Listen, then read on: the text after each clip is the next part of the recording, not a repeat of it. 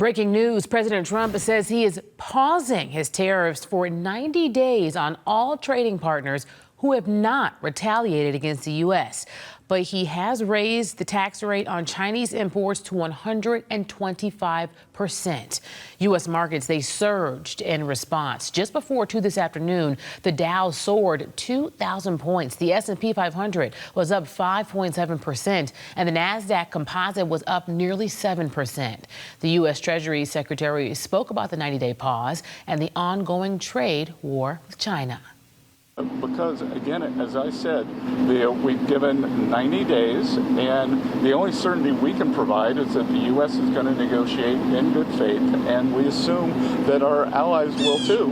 And in terms of certainty, we will see what China does. But what I am certain of is that what China is doing will affect their economy much more than it will ours, because they have an export-driven, flood the world with cheap export models, and the rest of the world now understands, because when we put up our tariff wall, those exports were already flowing to the rest of the G7 and to the global south. And Mr. Secretary, how much of this decision was driven by the bond market cratering overnight? What is happening with bonds? Is China selling their bonds?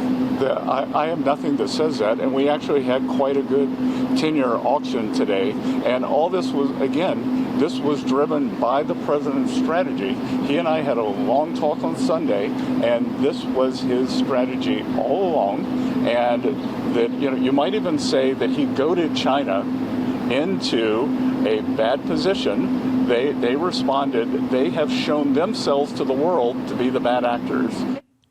Now, investors have been desperate for Trump to ease up on his tariffs, which economists say could cause a global recession and increase inflation.